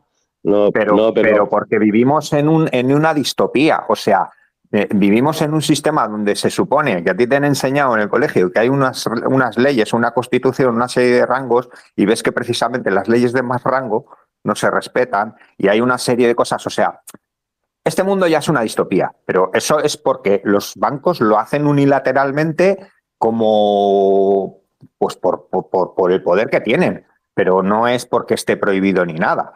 De la misma manera que se toman esas poder, luego te obligan a usar un banco para cualquier cosa que quieras, que no puedes cobrar un sueldo si no es a través de un banco, que no puedes pagar ciertas cosas si no estás bancarizado. O sea, eso es una consecuencia de la distopía, del desorden ya de decadencia que vivimos. Pero Sí, pero a ver, no es ilegal. estamos hablando de Bitcoin, ¿no? A ver, que ya sabemos que no es ilegal, pero en la práctica es ilegal y no se puede hacer, porque como te pille tu banco haciéndolo, te lo cierran. Yo no lo Conozco diría. gente que... No, pero no uses la palabra ilegal. Di que el banco no te lo permite o usa otra palabra, pero no es ilegal, es algo que está, digamos, recogido en las leyes, ¿no? Que eso es algo del Estado, no algo del banco. El banco al final es una empresa, es una entidad privada, es una empresa. Entonces, no puede decidir qué es legal y qué no es legal. Eso, en todo caso, lo decide el sistema, pues las leyes, ¿no? El Senado, donde se hagan las leyes. No sé, porque ya... A ver, por reconducir un poco, porque claro, Guerrilla lo que plantea es que nosotros teniendo estas herramientas como Bitcoin, podríamos grisear, blanquear un poco ciertos mercados negros y yo creo que ahí está un poco el error. De lo que se trata es de nosotros encontrar esas zonas grises y tratar de utilizarlas más. Pero nosotros, por mucho Bitcoin, porque aunque usemos Bitcoin, no podemos grisear un mercado negro. Eso está en manos del Estado, que es el que dice que un mercado sea negro o no. Pero vamos, que lo de mercado gris me parece un perfecto meterlo, porque precisamente ahí es donde entra Bitcoin y la pregunta que hizo al principio Entropy, precisamente de nosotros que no somos criminales en el sentido de que no hacemos cosas chungas moralmente, es ahí en ese mercado gris donde deberíamos practicar al máximo. Y si te quieres comprar algo, claro, y más hay que hacerlo. Sí, sí. Sí, vamos, pues eso emite bien. Sí, no, perdona, Marco, dale. Lo que comentabas, analizando el caso de Robosats. El servicio que realiza Robosats, el de comprar Bitcoin con fiat, eso es un servicio que partimos que es lícito, o sea, que se puede hacer. Tú tienes cauces legales completamente regulados, con todo su KIC, con todos sus límites, con todo, para poder comprar Bitcoin con fiat. O sea, que eso es algo mercado blanco. ¿Qué tengo en mente? Bitstamp. Pasas tu KIC, registras una cuenta bancaria, haces el ingreso, compras y retiras a una billetera que ya está marcada, una cold wallet que ya está marcada como que es tuya. Vale, eso se puede hacer. ¿Qué es lo que hace RoboSats? Quita parte de todas esas trabas burocráticas que tiene Bitstamp y te permite hacer lo mismo sin cumplir con todas las obligaciones del mercado blanco. Pero no partimos de algo que venga del mercado negro. No sé si más o menos si me explico. Digamos que RoboSats... RoboSats es el mismo modelo exactamente que HODL. Lo único que HODL es una empresa y lo otro podríamos decir que es algo parecido a una DAO. Es decir, no es una empresa que esté radicada en ningún sitio. Y eso únicamente se aprovecha de que a día de hoy es posible facilitar ese tipo de comercio peer-to-peer porque no tienes la custodia. Porque si RoboSats tendría la custodia, ahí sí que rompería alguna ley, eso sería ilegal, ¿sabes? Pero nada nos garantiza que las leyes no vayan a cambiar y yo creo que lo van a hacer. Sí, por eso yo entiendo lo que comentáis y sí, va por ahí hasta de un futuro no muy lejano en el que pues usar RoboSats por X motivo pues pudiera ser ilegal. Claro, Y luego ya también plantear el concepto de lo que pueden de lo que pueden llegar a hacer los monopolios como los bancos. Algo que no es ilegal, pero si entre todos se ponen de acuerdo en que eso no se puede hacer o que te intentan llevar por X camino, pues no, mejor con Bizum, tienes que usar Bizum y tú te resistes, pues al final es considerar esas actividades como negras, sin llegar a ser ilegales, pero como de más de concepto de fuera de lo mainstream. La diferencia es que HODL, al ser una empresa, si mañana cambia la normativa, que creo que se cambiará, pueden chaparla de un día para otro. Sin embargo, RoboSats, al ser algo más descentralizado y digamos que no está en ninguna jurisdicción, o se podría hacer, o le podría dar el caso, pues eso es mucho más difícil de eliminarlo. Por cierto... Ojo con lo de facilitar. Tampoco manejaban fondos los de Samurai Wallet y ello no los libró de acabar siendo detenidos y condenados. Claro. Respecto a esto que comenta Rotterdam de que, por ejemplo, RoboSats puede ser más fácil, supongo que os referís a porque se utiliza Telegram. Es que no hemos hablado nada del tema TON que se toca en el libro, que me parece muy interesante y que yo no conocía. Y no sé si sabéis el estado actual de las cosas sobre esta especie de red. Yo no sé las últimas novedades, pero yo creo que eso no tiene nada de descentralizado, ¿no? Eso es una shitcoin más, creo. Si no, ilústrame. No, bueno, es una red que utiliza un token, ahora actualizado al ¿cómo lo llaman? Toncoin, ¿no? Pero, bueno, abarca más cosas, ¿no? Ya, pero bueno, no sé si la moneda está de Telegram, ¿no? Que al final es un preminado, ¿no? Y no sé, es que no creo que no tiene no cumple ninguno de los... Es para un funcionamiento interno dentro de esa red, supongo. Dentro de Telegram. O sea, no pretende ser una moneda a nivel global. O sea, me parece un scam directamente, pero vamos, igual es que me pierdo algo. A ver, ahí daría para hablar mucho. No me refiero tanto al token como a la red esta. Lo de Tom, bueno, ya puse en el libro todo lo que pasó, lo que le había lanzado Durov, que iba a ser la repera, que al final la SEC se metió por el medio, el tío había hecho una ICO privada, tuvo que devolver el dinero a los inversores, abandonó Telegram como empresa, abandonó el proyecto por la que se le venía encima. Ese proyecto después fue continuado por tíos vinculados a Telegram y por otros desarrolladores. Digamos que cuando abandonó Telegram el proyecto, publicó todo lo que tenían, lo que habían desarrollado y lo dejó para que quien quisiera continuar, continuara. Al final eso se continuó, se lanzó la blockchain, se lanzó el token, sí que es preminado, como dice Rotterdam, apuntaba bien. ¿Qué es lo que pasa? Que Telegram de un año para atrás cada vez está peor. ¿Sabes? Cada vez está peor. Todos estos bots que había de compraventa ya están todos fulminados. Yo creo que desde que detuvieron a Durov en Francia, eso marcó un punto de inflexión de cara a lo que era Telegram. Ahora hay muchísimo más control. Ahora, de hecho, en grupos, por ejemplo, en el grupo que tenemos de Prometea, ahí como subamos alguna foto de algún contenido ilícito o algo de eso, automáticamente te la elimina Telegram. ¿Qué quiere decir? Que están continuamente monitorizando todo lo que se sube en todos los grupos que no son privados. Las comunicaciones que realizamos sin ser privadas de tú a tú también están monitorizadas. O sea, te prometía mucho, pero al final, lo que decía Rotterdam, es una red que no es descentralizada. Me refiero a la de Ton.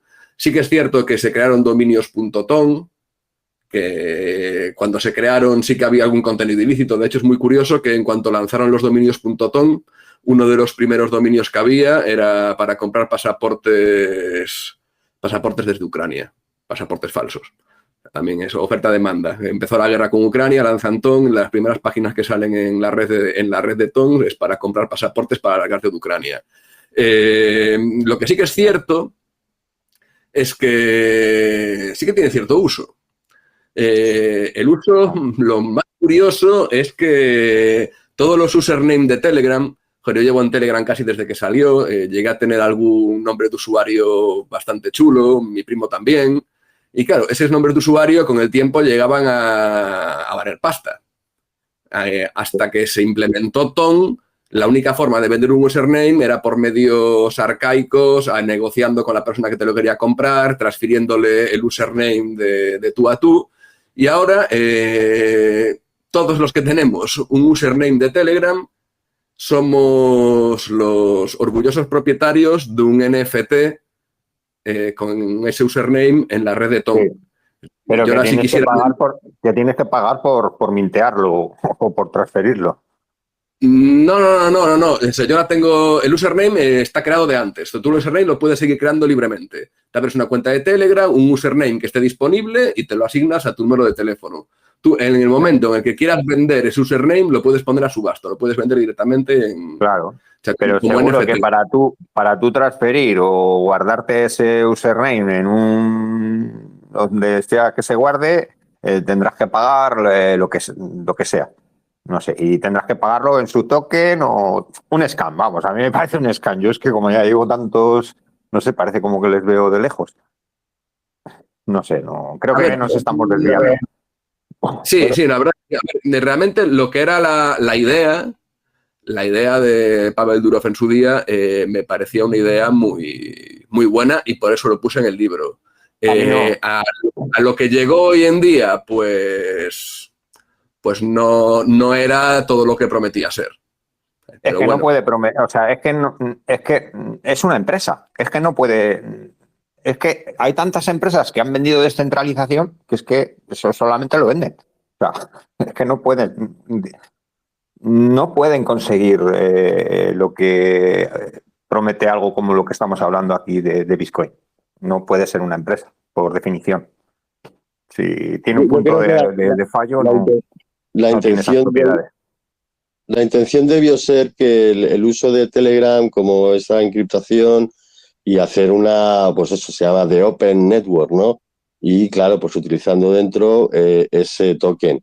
Vamos, una intención buena, el problema va a ser que no tendrá mucho uso. Entonces, pues eso, ese es el principal problema de todos. No digo, Pero o sea, no creo que sea un scam per se, o sea, como que intencionalmente se haya hecho para robarle el dinero a nadie. Pero es que, mira, los scams, muchos empiezan con buenas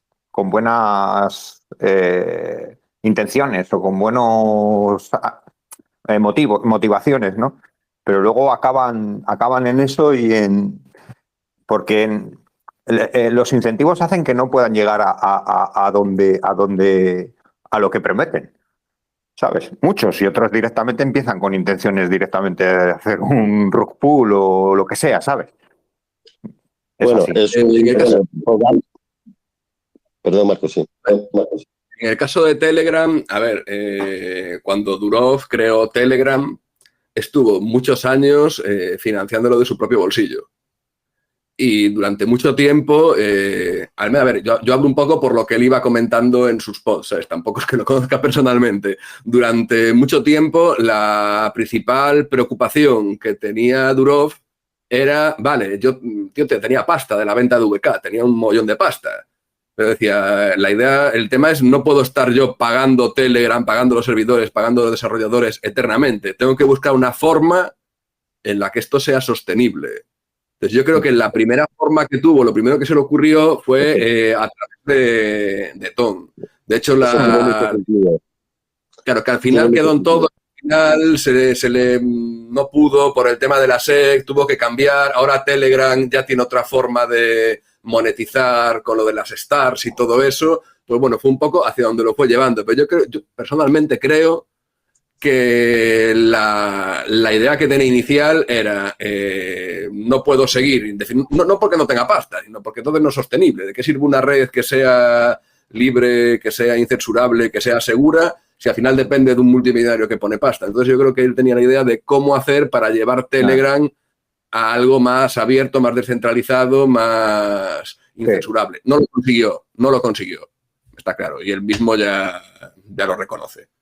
No lo consiguió, y ahora... pero como tampoco lo puede conseguir la Ethereum Foundation, no sé, es que cuando tienes un punto donde, un pilar donde reposa todo...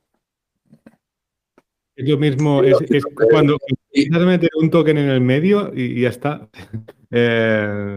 Ya tenemos una vara de medir que es Bitcoin, entonces cualquier otra cosa, cualquier otro token que crees, pues Claro. normal. Él podía haber adoptado Bitcoin, bueno, no podía porque se lo habrían prohibido igual, vamos, pero ¿por qué no habría metido token directamente pagos en Bitcoin? Que al principio los hubo, ¿eh? Los hay, ahora también los hay, ¿eh? Bueno, ya, pero bueno. No, lo que no consiguió Durov, lo consiguió el protocolo Nostro. Efectivamente, muy buena puntualización. Yo me quiero quedar y me despido así con lo de los mercados grises. Creo que es, aunque no cuando Guerrilla diga que no sabe lo que es el algoritmo y todo eso, no hace falta saberlo para practicar el algoritmo, que básicamente es ir medrando la capacidad del Estado a través de esos mercados grises. Así que me quedo con eso, que me parece que es el tema más importante que se puede sacar de esto de los mercados negros, pues no, son los mercados grises. Muchas gracias por la invitación. A ti por participar. Hola Marco, buenas noches. Enhorabuena por el libro. Oye, una cosa rápidamente, porque ya por la hora que es, yo creo que ya dentro de pista ya casi tocando la campana. En primer lugar, hay un punto que habéis hablado, pero yo no he escuchado. Para mí lo más importante del mundo de Bitcoin, la red de Bitcoin, es que realmente es un sistema financiero totalmente, o sea, es la primera vez en la historia que hay un sistema financiero que no depende de ningún estado, de ningún gobierno. Es que para mí eso es lo más importante, bueno, intentando generalizar, ¿no? Pero más allá de eso, me gustaría conectarlo con tu otro libro, con el de los fractales, Marco.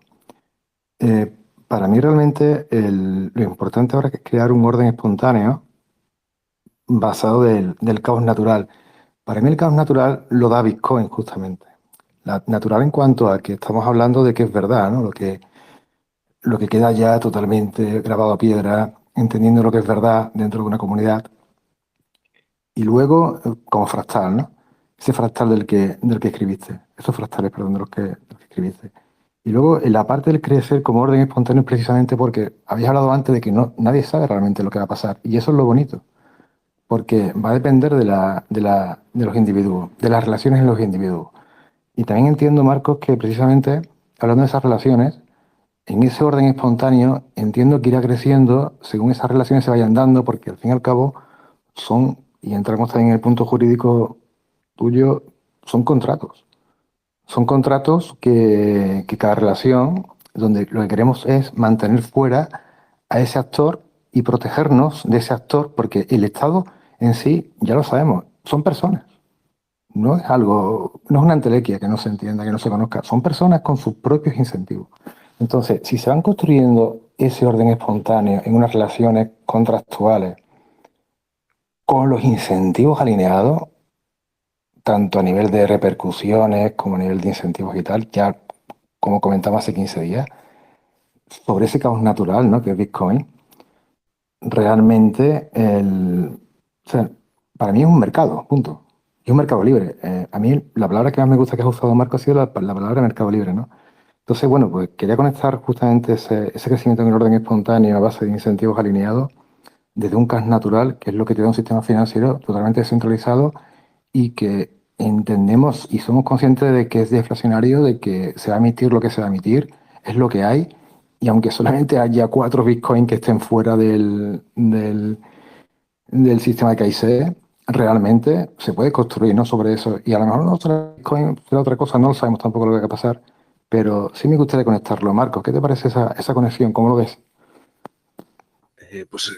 Completamente acertada. Te echaba de menos en la charla de hoy, pensé que no ibas a participar, pero como siempre, Gregorio, tus aportes son tremendos. La Darknet, o sea, esa red oscura, nunca mejor dicho, negra, en la que sueltas a muchas personas, cada una con sus manías, con sus virtudes, con su forma de actuar distinta, no les das ningún tipo de norma. Dentro de ese caos de personas, te intento estafar, te quiero vender, te estafo por otro lado, te tiran la página, te persiguen, hacen una redada, te conectas con otro, viene Ulrich, crea un mercado, en ese mercado se conectan, se acercan las personas que hasta ese momento estaban sueltas, pululando por la Darknet, a partir de ahí empiezan a formar relaciones, a establecer contratos, cierran Silk Road, se divide, se fragmenta en otros 4 o 5 mercados nuevos, donde esas personas que salieron disparadas de Silk Road vuelven a orbitar hacia esos mercados. Es tal cual. En todo lo que podría parecer el caos de una Internet sin leyes y sin ningún tipo de control, vemos como de manera orgánica se van creando redes, se van creando normas, se van creando... De repente vienen, boom, revientan y se vuelven a dispersar, vuelven a juntarse en torno a otro atractor, que es el mercado. Y todo esto lubricado por Bitcoin, que es al final del día es el valor central que hay en ese tipo de redes, que hace que las personas, las instituciones, incluso los estados, ¿sabes?, vayan orbitando hacia ella. Así que me parece, Gregorio, completamente acertado y que sí que tiene muchísima relación todo esto. Pero bueno, yo ya como veo fractales donde no los hay, pues yo ya no sé a veces si tiene algo de sentido o no, pero yo creo que sí. Los hay, los hay. A ver los hilos, ¿no?, como decimos por aquí. Exacto, exacto. Y es brutal porque está todo por hacer. En el ciberespacio tenemos que ir a por esos protocolos y a por esas formas de decisión donde quitemos un poco el humano del medio y descubramos cuáles son esas nuevas maneras de organizarnos, de comerciar, de poner skin in the game y de responsabilidad también. Que si no actúas como tienes que actuar, también tengas algo que perder, que es lo que no se tiene ahora, ¿no? Exacto, es que habéis comentado antes el que al final hay un grupo de personas pequeños, ¿no?, que van sobre los demás, pero eso no es malo. No es malo, o sea, en ciertos temas concretos, ¿no?, que además previamente hayan sido ordenados. Oye, ¿en qué grupo de personas van a decidir sobre qué? Lo importante, lo que lo cambia todo, son los incentivos y la reputación y las repercusiones que tienen. Es que eso es lo importante. Entonces, sí es verdad, claro, como he comentado antes, que al final habrá grupos pequeños que decidan, pero incluso se verá sobre qué deciden. Lo importante son los incentivos, que hay unas repercusiones, hay una reputación que esa decisión la van a tomar conforme a poder mantenerla. Es que ese es el punto importante, esa es la clave de todo. Y sobre eso se construirán las pequeñas comunidades que serán comunidades dentro de otras comunidades, dentro de otras comunidades, dentro de otras comunidades. O sea, y al final se vaya todo alineando, y ese para mí es el gran cambio social por el que tenemos que luchar. Tal cual, hay mucho que hacer. Hay mucho que hacer y la forma de hacer la forma correcta de hacerlo va a ser lo que dices tú, de abajo a arriba, o sea, de poco a mucho, de ir construyendo desde los márgenes y poco a poco ir escalándolo. Claro. Porque Lo que esta decía es Entropy ahora, que era buscar esas formas. Satoshi, o sea, no, prácticamente no inventó nada, pero construyó un sistema de incentivos maravilloso que parece casi mágico, ¿no? Y todo se basa en los incentivos. Bueno, pues aprendamos cómo es esta forma de organizarnos para poder construir sociedades paralelas en la nueva jurisdicción que es Internet, sabiendo cómo es la naturaleza humana, construir código que permita interactuar y construir una economía en la red. Lo que hablaba en alguna ocasión, he hablado yo de que Bitcoin es un sistema que permite crear una moneda, pero ahora tenemos que construir un protocolo que permita intercambiar de forma segura y sin confianza. Eso hay que construirlo. Si nadie tiene una pregunta a Marcos, yo creo que es el club de lectura más largo que hemos hecho y creo que es un momento fantástico aquí para acabar. Pero si alguien tiene una última, fantástico, la hacemos aún. O sea, si no, igual os he cortado. Una última pregunta. Mira, Una última ahí está. pregunta. Una última Dale, pregunta. dale. Marcos, como abogado, entiendes que creo que realmente la labor o el rol de los abogados sería súper importante justamente en esta construcción desde el punto de vista de que tengan que defender esos incentivos y no defender las leyes o intentar jugar con las leyes del Estado, sino jugar. Y yo entiendo que a ese nivel los abogados tendrían mucho que hacer y tendría que haber ahí también una formación o un entendimiento muy importante, ¿no? A ver, difícil pregunta. Yo personalmente creo que el papel de los abogados a la hora de crear estas nuevas instituciones de las que llevamos aquí hablando 2 horas, va de la mano con el papel de los desarrolladores. Igual que hay camisetas, frases que dicen Cyberpunk Survive Code, yo creo que los abogados nos vamos a tener que sentar de la mano de los desarrolladores también para ayudar a crear el código de estos nuevos protocolos de equidad que queremos utilizar para estas instituciones. Guau, esto es súper importante. Justo tenía esta conversación con Luna creo que fue en la Watch Out también, que decíamos, lo que necesitamos también ahora es un ejército, es un ejército de abogados, ¿sabes? Sí, tal cual, pero tanto en la parte de, a ver, es que eso podría ser por dos caras. Una parte, el papel de los abogados, que no tenemos por qué entender de leyes, entendemos de derecho.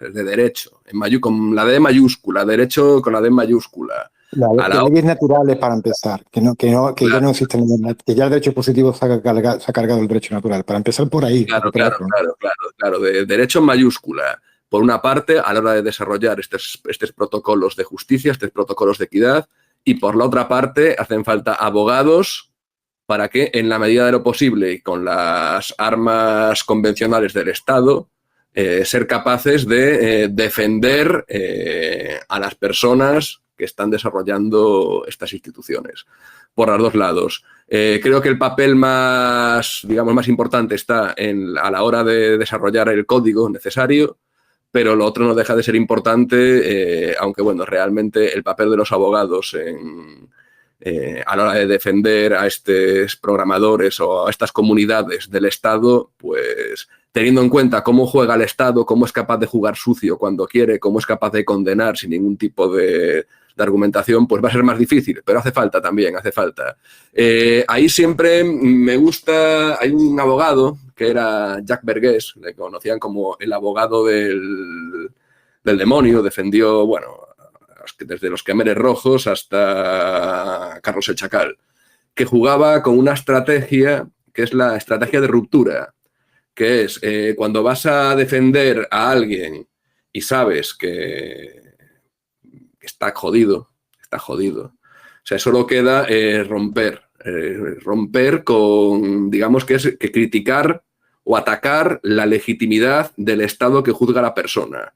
Eso obviamente en un proceso judicial te has perdido. Tú si criticas la autoridad del juez que te va a juzgar, te va a condenar. Pero ese tipo de alegatos, ese tipo de defensas no están pensadas en el momento, no están pensadas en defender en ese juicio, están pensadas en defender de cara al futuro. Entonces, los abogados que tenemos que nos toca defender a personas o a desarrolladores contra estados que ya de entrada van a jugar con todas las armas, con todas las cloacas que tengan, tienen que ser más por esos procesos de ruptura, por tratar de atacar la legitimidad del juzgado que lo va a condenar. Pero bueno, eso daría casi para otro podcast. Dios, necesitamos otro club de esto. Dios, buenísimo. No, menudo melón que has abierto, ahí. El libro es la estrategia de ruptura de Jack Vergés. Tiene un librito escrito, habla de juicios desde por ejemplo, su mujer era una terrorista argelina, cuando Argelia era colonia de Francia, fue condenada por terrorismo, pero la defensa no estaba pensada en ese momento, sino que estaba pensada para que su mujer fuera absuelta en el momento en el que Argelia recuperara la independencia, que al final quedó absuelta. Entonces es una obra de arte, pero claro, que cuando haces ese tipo de defensa sabes que lo van a condenar y estás pensando ya en el futuro, en lo que va a pasar después. En cuando eso se acabe, en cuando la institución que lo condena se acabe por colapsar, pues entonces es cuando quedará, digamos, esa persona liberada de los cargos. Qué brutal, qué interesante esto. Hostia, guapísimo. Muy conveniente con todo lo que está pasando también ahora, ¿eh? Sí, tal cual. Es que en el caso de Samurai Wallet es que es una estrategia de ruptura de manual, la verdad, lo que deberían haber hecho. Pero bueno, prefirieron aceptar la pena y evitar males mayores, por desgracia. Pero bueno. Bien. Hostia, esto daría para estar un buen rato más, ¿eh? Vamos a cerrar aquí porque se hace ya tarde. El club más largo. Voy a acabar con una frase que tenía hasta aquí. Aquí es la frase que cierras el libro, que me encanta. Y es que esto es lo que hemos hablado hoy. Que dices al final, actualmente se está librando en las redes grandes batallas ideológicas entre la libertad de expresión y la censura, entre la privacidad y la vigilancia masiva, y la más importante de todas, entre la centralización y la descentralización. Tomando prestadas las palabras de Durov, quiero concluir este libro deseando suerte a todos aquellos que se esfuerzan por la descentralización, el equilibrio y la igualdad en el mundo, ya que están librando la batalla correcta. Esta batalla puede que sea la más importante en nuestra generación. Tal cual. Lagrimita, final épico. O sea, así es, tío. Así es. Tal cual. Pues muchas gracias por estas 2 horas, 2 horas y 20 minutos. Gracias a todos los participantes, me lo he pasado en grande y nada, seguimos leyéndonos y charlando. Ya con ganas de ver cuál va a ser el siguiente libro. Sí, va a ser la edición siguiente, es la 21. Vamos a hacer Bitcoinismo y va a venir Adrián Bernabeu. 21, número Bitcoin. ¡Qué guay! ¡Qué guay! ¡Qué guay! Muy guay, muy guay. Genial. Sí, mañana lo posteo. Y nada, Marcos, tía, un placer, tío. Un placer que haya venido esto así. Una sorpresa hace unos meses de enterarme del libro, que me enteré por Yeray, que lo posteó en el grupo. No habíamos hablado ni lo sabía. Sorpresón. Y, hostia, muchas gracias por esta sesión, por todos los meses de participar en el club, por todos tus aportes, contenido, todo. O sea, esperamos tenerte mucho tiempo más por aquí. Y nada, cerramos aquí. Nos vemos en 2 semanas. Y nada, buenas noches a todos y hasta la próxima sesión. Buenas noches y gracias a todos vosotros por estar aquí también.